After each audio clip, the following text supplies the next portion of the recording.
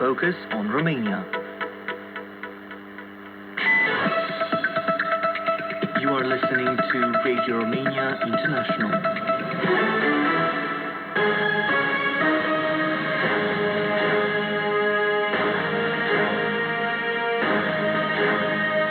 The History Show.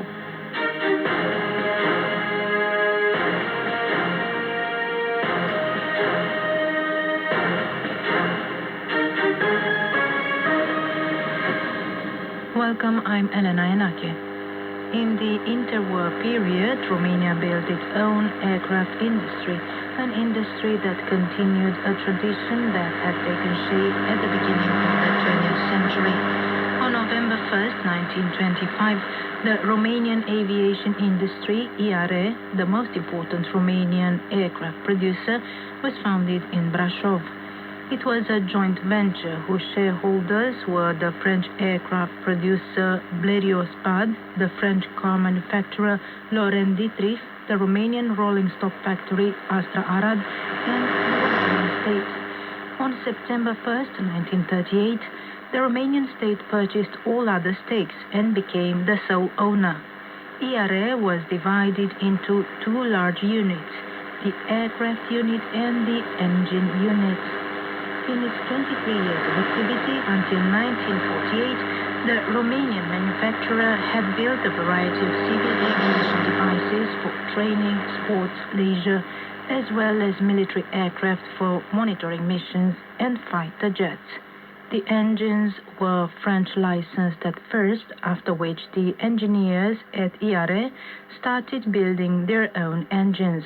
The most famous Romanian aircraft were IARE 80 and IARE 81 fighter jets and fighter bomber jets. During the Second World War, Romanian military pilots on IARE planes wrote glorious history pages as they successfully fought against both Soviet and American aviation. The fate of the Romanian aviation industry dramatically changed after 1944. The Soviet occupation army forced the suspension of aircraft production. The factory would only be used for repairing works. The final blow was given in 1948 when aircraft factory was turned into a Soviet-Romanian joint venture for the production of tractors.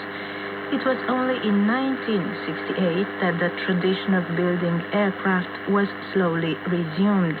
In 1995, the Radio Romania Oral History Center interviewed engineer Teodor Gârnet, who worked at IARE Brașov during the interwar period. He explained how the Romanian side had to give back to the Soviets new, perfectly functioning machine tools in exchange for used ones captured in Odessa, which were not working. The machine tools were taken from IARE. Au fost capturate de la ruși de la Odessa 6 mașinunete. Acestea n-au apucat să lucreze la noi efectiv, deoarece aveau nevoie de reparații. Au fost ținute în rezervă. 6 machine tools were captured from the Russians in Odessa. They didn't actually work because they needed repairing works. They were kept in reserve for a while until the situation changed, and we had to give them back. A Russian military commission came that included a colonel and a captain.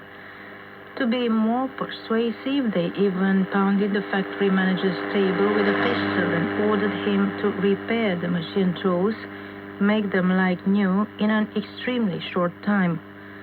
After they were repaired, somebody had to deliver them. Nobody really wanted to take over this responsibility. I was eventually tasked with it myself. The transport was a real adventure. We even wanted to get rid of the task and bribe the captain who was accompanying us, but it did not work. So we took the devices to Iași, where they were loaded on a Russian train. The Russians took advantage of the situation and also took the best devices that we had, a 4-in-1 and others from the ones of the engine factory. They took everything they wanted, saying we damaged their devices and they must take something good in return. The engineers at IARE also created new engines, so they did not just use the licensed ones. One such innovation was the 7M engine, designed, alongside others, by engineer Theodor Gărneț. Stația de proiectare era 350 de cai putere, deoarece era destinat unor avioane mai ușoare și care se preta să fie folosit și la aviația utilitară. The engine's design data was 350 horsepower because it was intended for lighter aircraft and could also be used in utility and sports aviation. It was used for pilot training at the time. During the first tests, the engine produced 370 horsepower in good operating conditions, without trepidation, without any problem. However, because of a bombing, we did not have all the necessary equipment to test the engine properly, so we only had a few data. This ERS-7M engine was made in only 2 copies, of which only 1 copy was assembled and 1 was kept disassembled. After its reopening in 1971, ERE Brașov diversified its product range and also started producing helicopters at the Gimbav factory under French license. Production was also supplemented by utility aircraft gliders and motor gliders. After 1989, ERE was re-equipped. And that has been History Show.